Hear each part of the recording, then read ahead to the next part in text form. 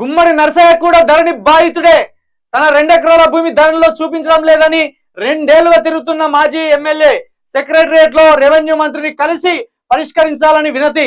ప్రజాభవన్లో ధరణి భూ సమస్యల ఫిర్యాదులే ఎక్కువ. బా, గుమ్మడి నరసయ్య అంటే సైకిల్ వేసుకొని తిరుగుతాడట. ఇంకా సైకిల్ వేసుకొని తిరుగుతాడట. అనేక సార్లు ఫోటోలు కూడా వచ్చినాయి. ఆఖరికి ఎమ్మెల్యే భూమి కూడా ధరణిలో కనబడతలేదట. మరి ఎట్లా పోయింది? అంతకుముందు ఆయన పేరు మీద భూమి లేదా, లేకపోతే ఎట్లుండే ఏంది? ఏం పేరు? గుమ్మడి అనురాధనా?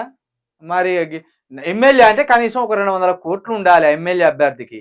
200 కోట్లు ఉంటే వాడు ఎంతటి పాపాత్ముడైనా, ఎంతటి అవినీతి పరుడైనా మళ్ళీ వాళ్ళకే ఓట్లు వేస్తాం. అంతేగాని గిట్లా సింపుల్గా ఓ సైకిల్ పట్టుకొని, ఓ తెల్ల దోతి కట్టుకొని ఆ సైకిల్ మీద పోయి వచ్చి మేము ఇంతవరకు ఏం ప్రజల సొమ్ము దోసుకోలేదురా, మేము ప్రజలకు పరిపాలించే వరకు పరిపాలించడం, మాకు ప్రజల సొమ్ము వద్దనుకున్నామని గుమ్మడి నరసయ్య లెక్క ఉంటే ఎట్లా? మీరు రేవంత్ రెడ్డి లెక్క ఓట్లను కొనగలగాలి. రేవంత్ రెడ్డి లెక్క పోయి కెమెరాలకు దొరికినా కూడా మేము కేసీఆర్ చీల్చి చెండ ఆడతాం అంటే కేసీఆర్ దొంగ అయిపోతాడు, రేవంత్ రెడ్డి మంచోడు అయిపోతాడు. ఇక గిట్లా గుమ్మడి నరసన్న లాంటి వాళ్ళు దొంగలైపోతారు. మొత్తానికి మాజీ ఎమ్మెల్యే గుమ్మడి నరసయ్య గారి భూమి కూడా ధరణిలో కనిపిస్తలేదట. ధరణి బాధితుడే. ఆయన కూడా ధరణి బాధితుడే జరిగింది. 2 ఎకరాల భూమి ధరణిలో చూపించడం లేదని 2 ఏళ్లుగా తిరుగుతాడట.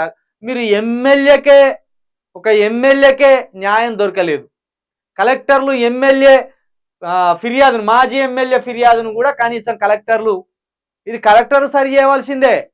ఎంఆర్ఓ లేకపోతే ఆర్డీఓ లేకపోతే కలెక్టర్ వాళ్ళ ఏదన్నా సివిల్ డిస్ప్యూట్ వస్తే అది కోర్టులో పడుతుంది కేసు. ధరణిలో చూపించడం లేదంటే ఇది టెక్నికల్ ప్రాబ్లమే.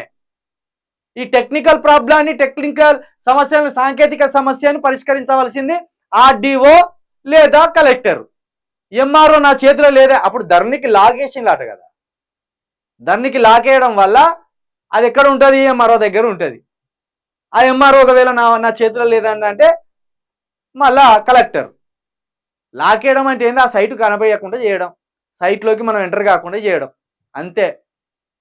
పాపం మరి గుమ్మడి నరసయ్య గారి భూమి ఇప్పుడైనా మన గుంపు మేస్త్రి గారు పరిష్కరించి ఆ 2 ఎకరాల పట్ట అదేవిధంగా ధరణిలో వచ్చేలాగా కనిపించేలాగా చేస్తుందా లేదా?